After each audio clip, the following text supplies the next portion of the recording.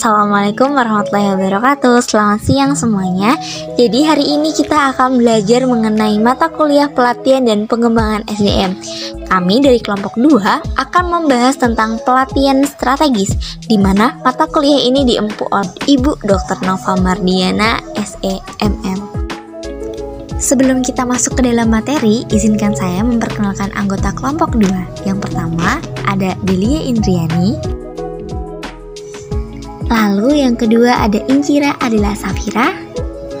Lalu ada Aisyah Rizka Ayundra. Dan yang terakhir ada Khairul Maulana.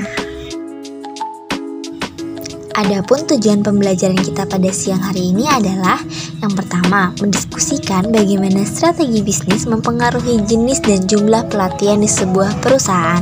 Yang kedua, menjelaskan tentang pelatihan strategis dan proses pengembangan. Lalu yang ketiga, mendiskusikan kekuatan dari fungsi pembelajaran tertanam dalam bisnis. Kita masuk pada bagian pendahuluan. Strategi bisnis merupakan rencana mengintegrasikan tujuan, kebijakan, dan tindakan perusahaan.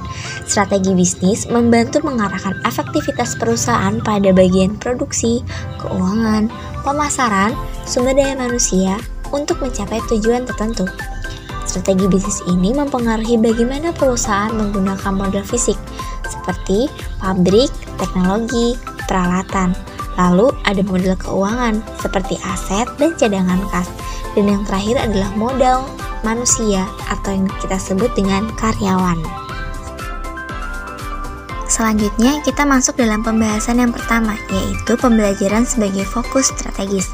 Di sini, pembelajaran sebagai fokus strategis dibagi menjadi dua. Yang pertama yaitu organisasi pembelajaran. Organisasi pembelajaran adalah perusahaan yang memiliki kapasitas yang ditingkatkan untuk belajar, beradaptasi, dan berubah. Dalam hal organisasi, pembelajaran karyawan diharuskan mencari, berbagi, dan menerapkan pengetahuan juga keterampilan baru untuk meningkatkan baik pribadi mereka dan kinerja organisasi. Yang kedua, yaitu implikasi pembelajaran terhadap pengembangan sumber daya manusia. Dikarenakan perusahaan menyadari akan pentingnya nilai pelatihan dan pengembangan dan memandangnya sebagai bagian dari strategi pembelajaran yang lebih luas, sehingga diperlukan 7 kapabilitas utama, yaitu kapabilitas tersebut adalah yang pertama, penyelarasan tujuan pembelajaran dengan tujuan bisnis. Yang kedua, pengukuran dampak bisnis keseluruhan dari fungsi pembelajaran.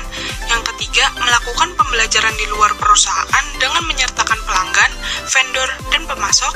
Yang keempat, fokus pada pengembangan kompetensi untuk pekerjaan yang penting.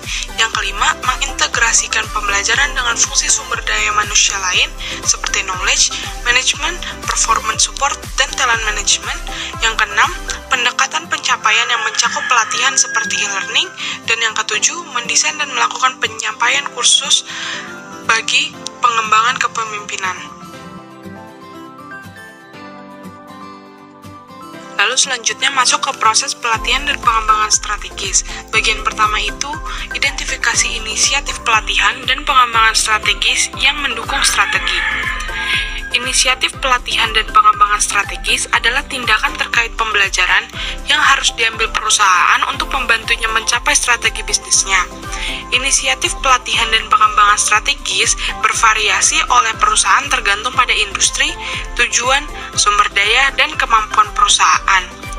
Inisiatif ini didasarkan pada lingkungan bisnis, pemahaman tentang tujuan dan sumber daya perusahaan, dan juga wawasan tentang opsi pelatihan dan pengembangan potensial. Inisiatif ini memberikan perusahaan peta jalan untuk memandu kegiatan pelatihan dan pengembangan khusus, yang juga untuk menunjukkan bagaimana fungsi pelatihan akan membantu perusahaan mencapai tujuannya, sehingga dapat menunjukkan bagaimana fungsi pelatihan akan menambah nilai suatu perusahaan tersebut. Lalu bagian selanjutnya ada penyediaan kegiatan pelatihan dan pengembangan terkait dengan inisiatif pelatihan dan pengembangan strategis. Setelah perusahaan memilih inisiatif pelatihan dan pengembangan strategis yang terkait dengan strategi bisnisnya, Perusahaan kemudian mengidentifikasi kegiatan pelatihan dan pengembangan khusus yang akan memungkinkan inisiatif ini tercapai. Kegiatan ini termasuk pengembangan inisiatif terkait penggunaan teknologi baru dalam pelatihan, meningkatkan akses ke program pelatihan untuk kelompok karyawan tertentu, mengurangi waktu pengembangan, dan juga mengembangkan penawaran kursus baru atau yang diperluas. Contohnya, untuk meningkatkan pengalaman pelanggan, maka dapat dikembangkan pelatihan bagi karyawan toko yang berfokus pada peningkatan perilaku agar menghasilkan pengalaman pelanggan yang positif. Selanjutnya, identifikasi dan kumpulkan metrik untuk menunjukkan keberhasilan pelatihan. Metrik harus terkait langsung dengan strategi dan tujuan bisnis.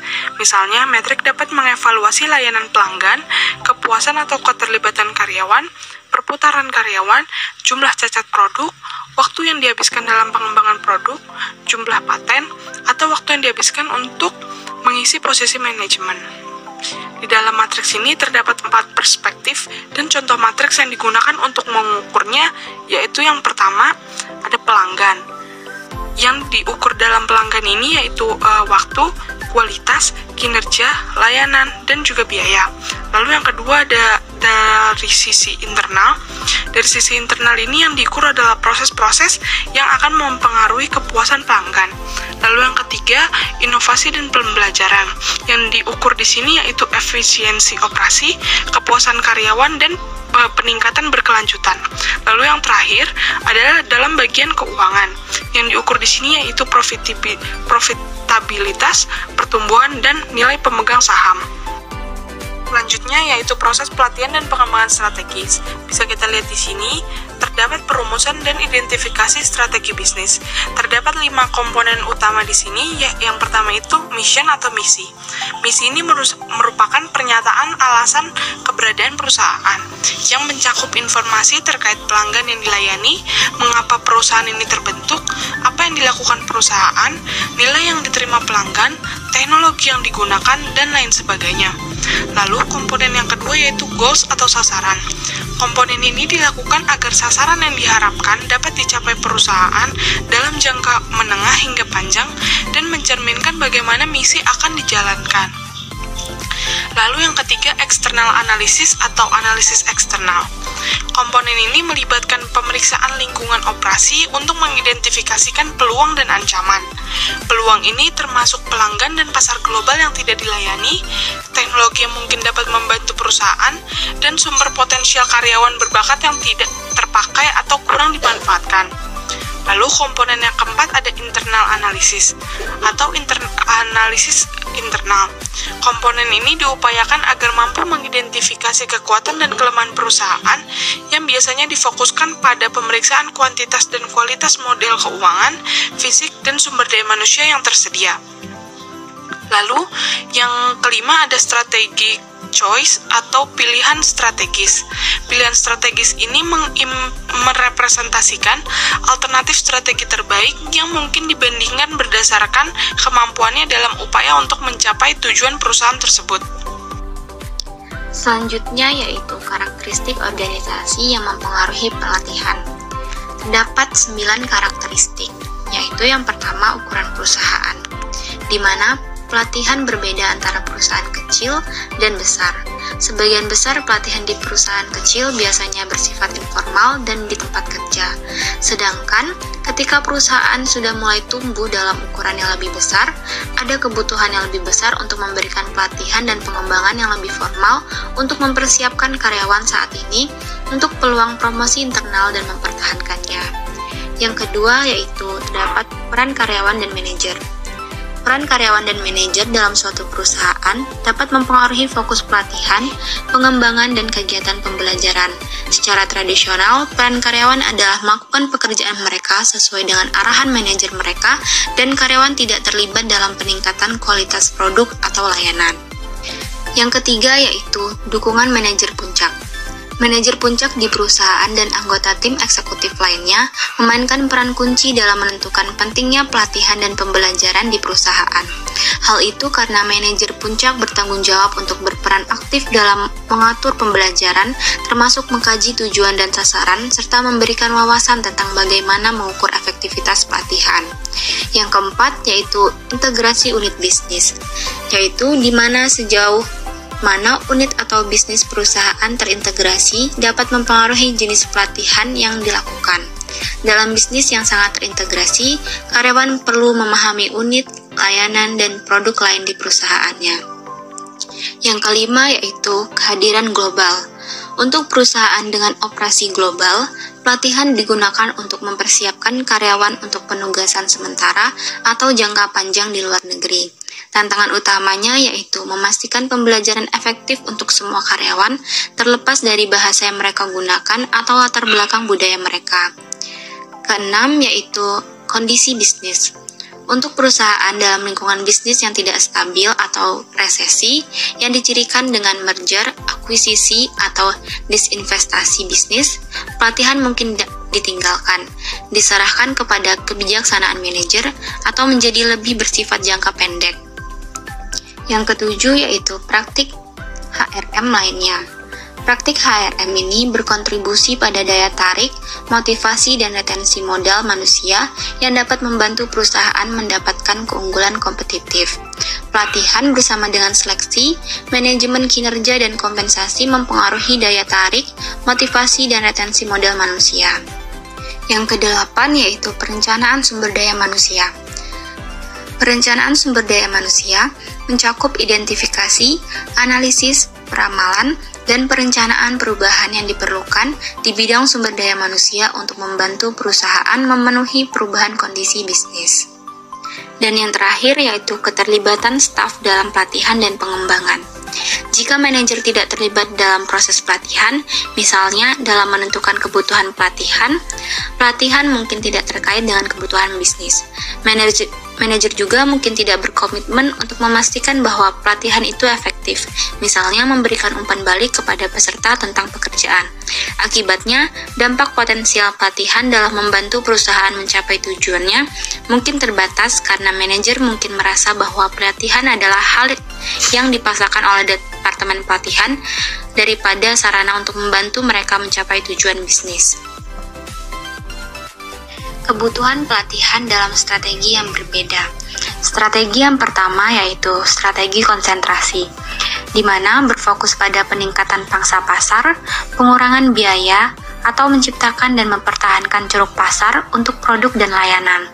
Yang kedua, strategi pertumbuhan internal, berfokus pada pasar baru dan pengembangan produk, inovasi, dan usaha patungan.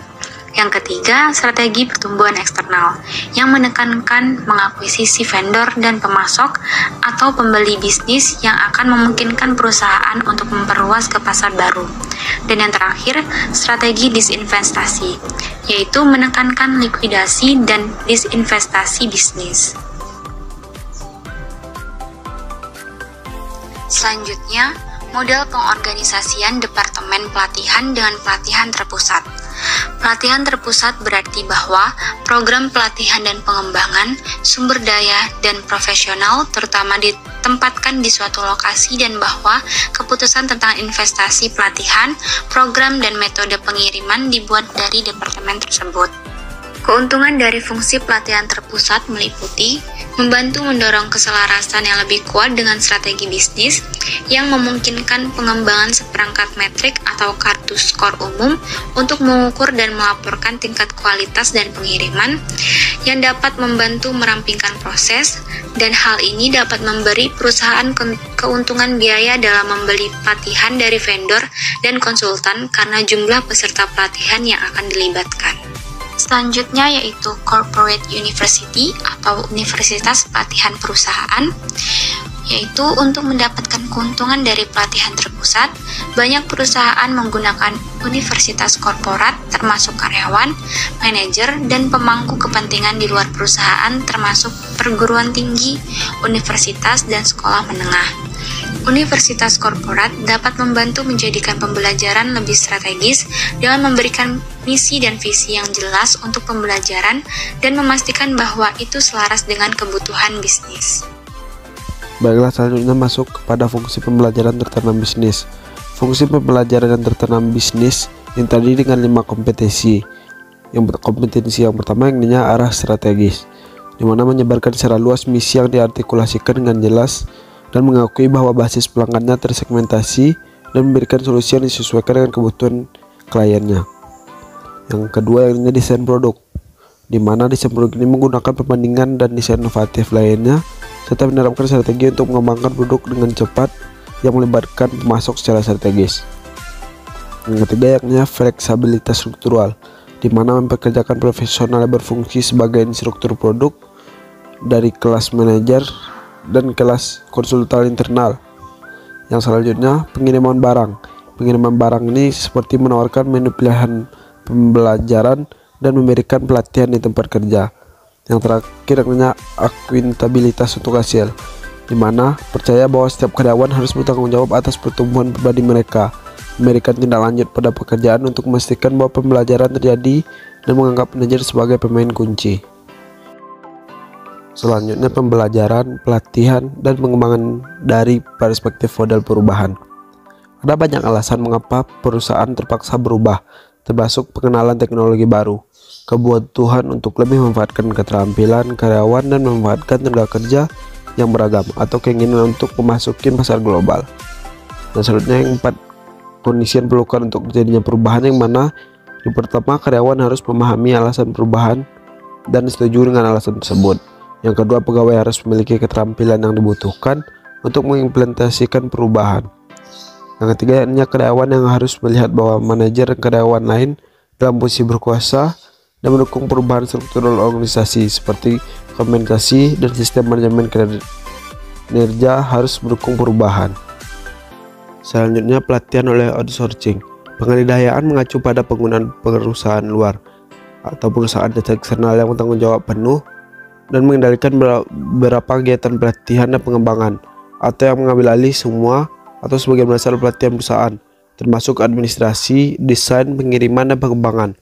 Pengendalian proses bisnis mengacu pada outsourcing dari setiap proses bisnis, seperti human resource management, produksi, ataupun pelatihan. Jadi, kesimpulan yang dapat kita ambil, agar pelatihan dapat membantu perusahaan mendapatkan keunggulan kompetitif, pelatihan harus membantu perusahaan mencapai tujuan dan sasaran bisnis serta strategi yang berbeda seperti konsentrasi, pertumbuhan internal, pertumbuhan eksternal, dan desain investasi. Mempengaruhi tujuan bisnis dan menciptakan kebutuhan pelatihan yang berbeda. Selain itu, diskusi tentang berbagai model fungsi pelatihan karena pelatihan memberikan kontribusi yang lebih besar terhadap pencapaian strategi dan tujuan bisnis. Model universitas bisnis dan universitas korporat akan menjadi lebih lazim, karena pembelajaran, pelatihan, dan pengembangan melibatkan perubahan dan kondisi yang diperlukan bagi manajer serta karyawan untuk menerima dan memperoleh manfaat dari program baru. Berikut merupakan salah satu contoh perusahaan yang ada di Indonesia yang melakukan pelatihan strategis dengan pelatihan pengembangan sumber daya manusia yang dimiliki oleh para karyawannya, di mana diharapkan dari pelatihan tersebut akan memberikan dampak yang baik bagi perusahaan juga baik untuk karyawannya.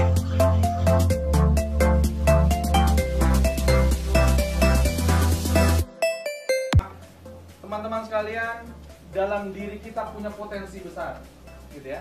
Kita punya sesuatu yang kemudian bisa membuat kita menjadi excellent di setiap aktivitas yang kita lakukan.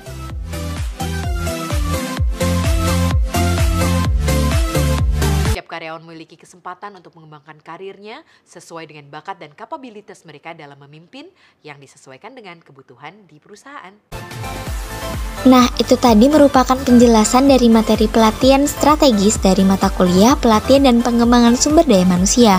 Terima kasih atas perhatiannya. Bagi teman-teman yang ingin bertanya atau memberikan pendapat, kami persilakan. Kami akhiri. Wassalamualaikum warahmatullahi wabarakatuh.